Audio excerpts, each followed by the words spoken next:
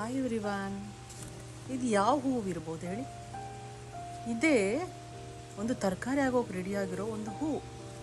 ಯಾವುದಿರ್ಬೋದು ಅದಂದರೆ ಇದೇ. ಅದು ಏನು ಹೇಳಿದು? ಅವರೆಕಾಯಿ. ಆದರೆ ಚಪ್ರದ ಅವರೆಕಾಯಿ ಅಂತ ಹೇಳ್ತೀವಲ್ವ, ಅದು. ಇದು ಈಗ ಡಿಸೆಂಬರ್ ಚಳಿ ಅಂದರೆ ಇದಕ್ಕೆ ತುಂಬ ಇಷ್ಟ.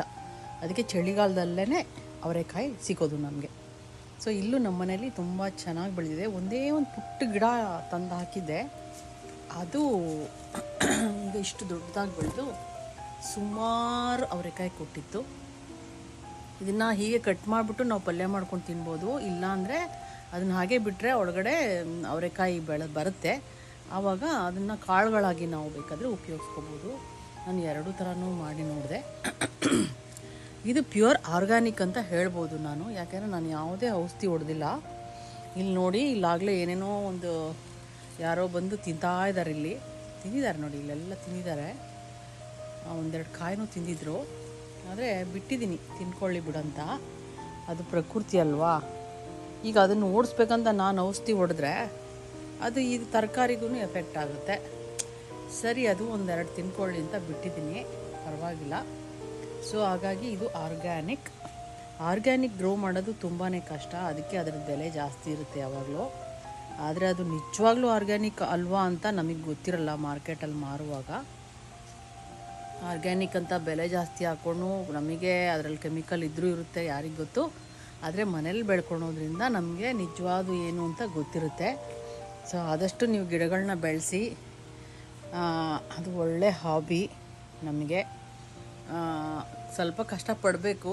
ಕಷ್ಟಪಡದೆ ಏನೂ ಸಿಗಲ್ಲ ಜೀವನದಲ್ಲಿ. ಸೊ ಹಾಗೆಯೇ ಗಿಡಗಳನ್ನ ಬೆಳೆಸೋದು ಅಷ್ಟೇ. ಆದರೆ ತುಂಬ ಚೆನ್ನಾಗಿ ಅನಿಸುತ್ತೆ ನಮಗೆ. ನಮ್ಮ ಮನೆಯಲ್ಲಿ ಬೆಳೆದಿದ್ದನ್ನು ತೊಗೊಂಡು ತಿನ್ನಬೇಕಾದ್ರೆ ಅದ್ರ ಖುಷಿನೇ ಬೇರೆ. ಈ ಗಿಡ ಹಾಕಿದಾಗ ನಾನೊಂದು ಚಿಕ್ಕ ಜಾಗದಲ್ಲಿ ಹಾಕಿದ್ದೆ, ಆದರೆ ನನಗೆ ಅದಕ್ಕೆ ಚಪ್ರ ಹಾಕೋಕೆ ಆಗಲಿಲ್ಲ.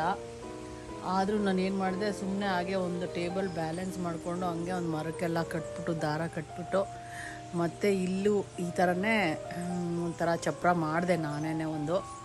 ಏನೋ ಒಂದು ಟೆಂಪರರಿ ಪಾಪ ಅದು ಅದರಲ್ಲೇ ಒಂದು ಅಡ್ಜಸ್ಟ್ ಮಾಡ್ಕೊಂಡು ಬಿಡ್ತಾಯಿದೆ.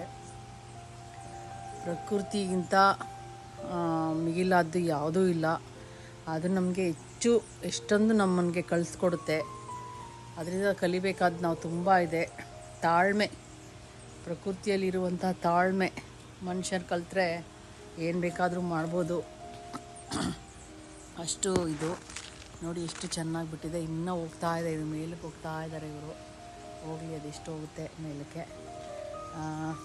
ಈ ವಿಡಿಯೋ ನೋಡಿದ್ದಕ್ಕೆ ನಿಮಗೆಲ್ಲ ತುಂಬ ಥ್ಯಾಂಕ್ಸ್. ನೀವು 4-5 ಗಿಡಗಳನ್ನ ಹಾಕ್ಕೊಳ್ಳಿ. ಪಾಟಲ್ಲೇ ಹಾಕ್ಬೋದು. ಮನೇಲಿ ಬೆಳ್ಕೊಂಡಿದ್ದ ತರಕಾರಿ ಯಾವತ್ತೂ ಆರ್ಗ್ಯಾನಿಕ್ ಆಗೇ ಇರುತ್ತೆ, ಆರೋಗ್ಯಕರವಾಗಿರುತ್ತೆ, ಫ್ರೆಶ್ಶಾಗಿ ಸಿಗುತ್ತೆ. ಮತ್ತು ನಿಮ್ಗೆ ಯಾವಾಗ ಬೇಕೋ ಆವಾಗ ತೊಗೊಂಡು ನೀವು ಅಡುಗೆ ಮಾಡ್ಕೋಬೋದು. ಹೆಚ್ಚಾಗಿ ಬಿಟ್ಟರೆ ಫ್ರೀಝರಲ್ಲಿ ಸೇವ್ ಮಾಡಿ ಇಟ್ಕೊಳ್ಳಿ. ಇದ್ರದ್ದು ಕಾಲ ಮುಗಿದ್ಮೇಲೆ ಆಮೇಲೆ ಅದನ್ನು ಯೂಸ್ ಮಾಡ್ಕೋತಾ ಇರ್ಬೋದು. ಸೊ ಹಾಗಾಗಿ ತುಂಬ ಥ್ಯಾಂಕ್ಸ್ ಈ ವಿಡಿಯೋ ನೋಡಿದ್ದಕ್ಕೆ. ಎಲ್ಲರೂ ಗಿಡಗಳನ್ನ ಹಾಕ್ಕೊಳ್ಳಿ, ಖುಷಿಯಾಗಿ ಇರಿ ಪ್ರಕೃತಿ ಜೊತೆಗೆ. ಟಾಟಾ.